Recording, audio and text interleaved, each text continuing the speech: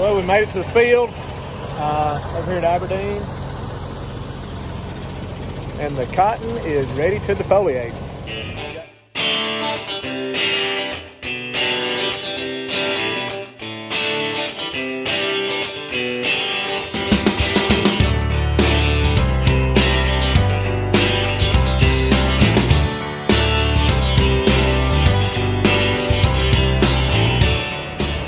First fill up in the sprayer. We left this sprayer over here all year.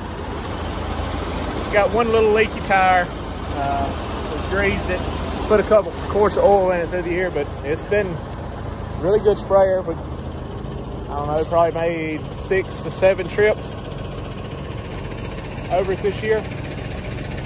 There's a little less than 500 acres here. Made a really good bean crop on it a couple years back. Cotton's been hit or miss. It was real rainy when we defoliated it last year, but this is sort of wind blown right here along the edge. But I'll have to stop out there in some taller cotton and some of it's laying down.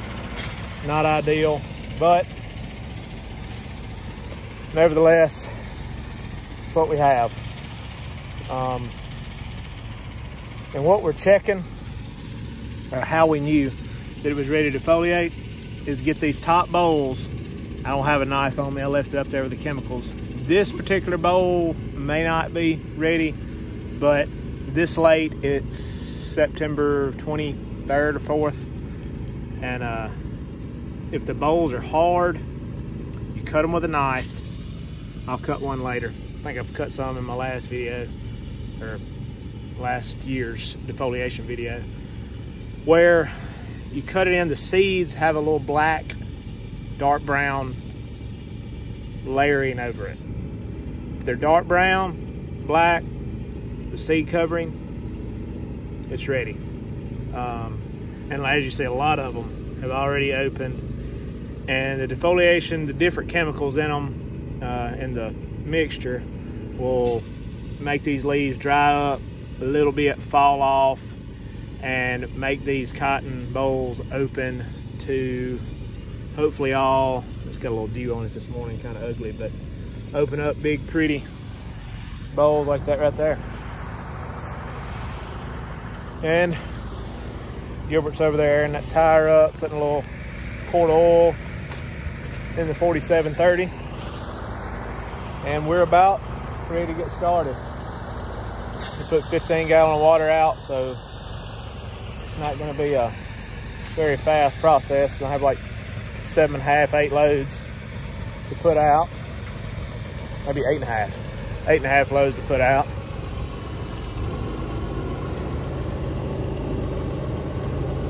Yep. Defoliation begins.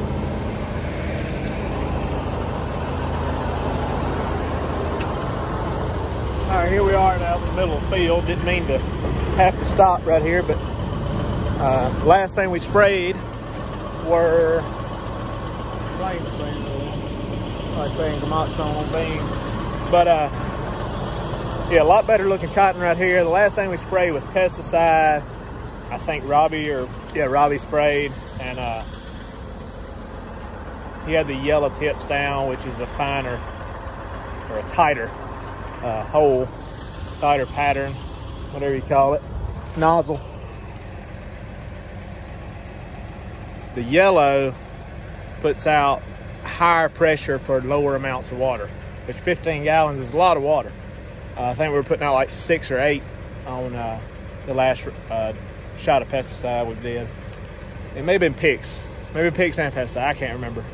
I believe it was just pesticide. Okay, so flipping all these brown ones down, we've got it set up where we can go across here. Just give it a twist, and we're ready. About 84 more times down through here. So maybe not quite that many. 64, I think, is how many it's got. So anyway, the cotton, a lot better looking cotton out here. Still a little bit of wind damage. You can see kind of bent over, but for the most part, cotton looks really good. it's ready to defoliate. The very top bowl up here, yeah, definitely ready. You can tell it's pretty hard. A lot of cotton already open. Looks good. Let's get started.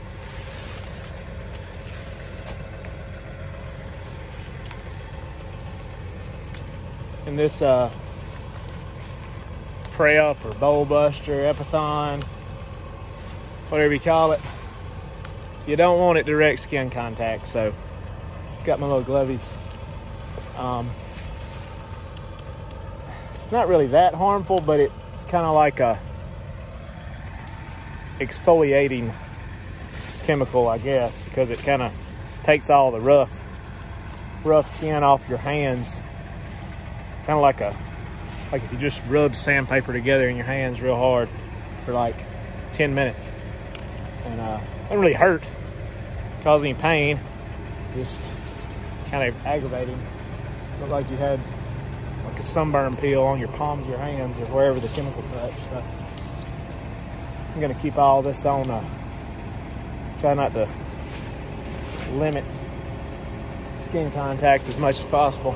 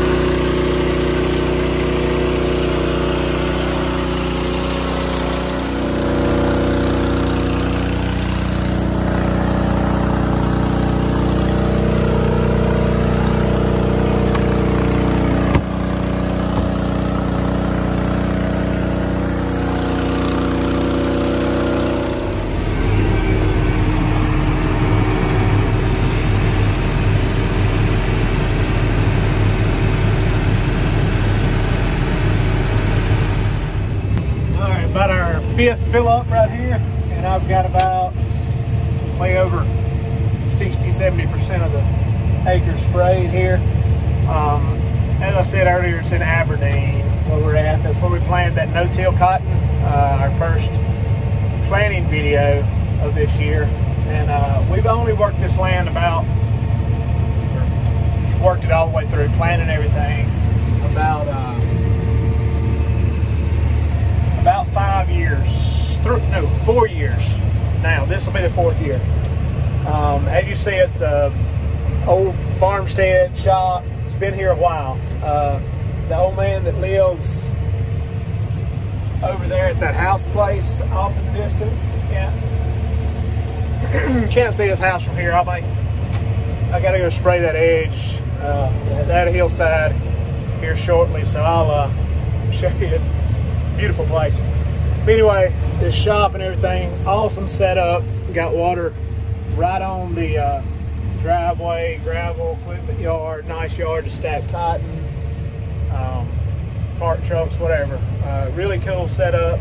All one big field, drains well. Really good farmland. Of course, it's high rent, and I don't know if a lot of you are familiar with Mississippi. The west side's the Delta. We don't really have any land in the Delta. We go just west of Oxford, and then all the way. This is almost the Alabama state line, probably. That's how far east. Probably 10-15 miles, and you're in Alabama. So we cover a good portion of the state, east to west, with different fields, different farms. But and that's the cool part. You get to see different areas. This is really known as the prairie region, Black Prairie of Mississippi, and I guess some of it runs into Alabama. Different dirt, different soil than what we're used to farming. We have really sandy stuff back west of here. This is not necessarily buckshot. Some of it is. Some of it's very sticky, but it's a lot more clay content, black dirt, darker gray, stuff like that. Makes a great crop when worked right. Hard to work as far as breaking the ground up. That's why we went with no-till this year. But the old man that lives right over here owns the property. Really cool guy. He basically worked this whole place by himself for, I'm going to say 50, 60 years. And he just got up in years and down in health, kind of, and wasn't able, didn't really have anybody to do it with him. And anyway, just rented it out to others. A lot of years we had harvested it, probably for the last 10 to 12 years we had harvested for him, especially when he had cotton. We had cut his bean. He had an old combine, but he didn't have the harvest capacity and he wasn't able to do it. But he'd get a great crop planted, knew how to work the ground, had done a really good job. We still ask him for advice when we come over here. He's probably one of the main reasons that him and my dad are good friends. But one of the main reasons that we did no-till it this year, because he said, yeah, I think it'll work, so it probably will. He's lived right here his whole life. I think this ground used to be part cattle operation back when he was a kid, just listening to old stories. But yeah, cool place, a lot of history, a lot of farming history, a lot of agriculture history in this region, back where we come from, especially west of here in the Mississippi Delta. But yeah, kind of every year around this time when harvest approaches and the cotton starts to open, I don't know, it just makes you think about the good old days of stories you've heard about, just how this region, how a lot of the old timers made it, kind of done the same thing that we're doing. I think it's neat. A lot of history.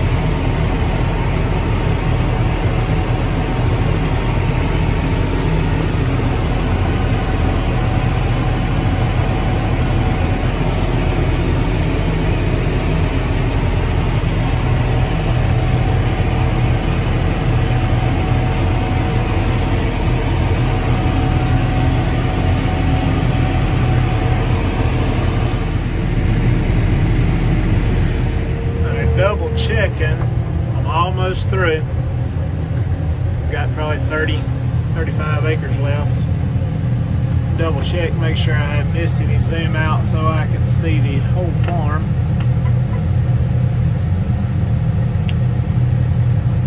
That's the shop, driveway, the drain ditch, and another drain. So we should be good. I gotta get right there where I run out. And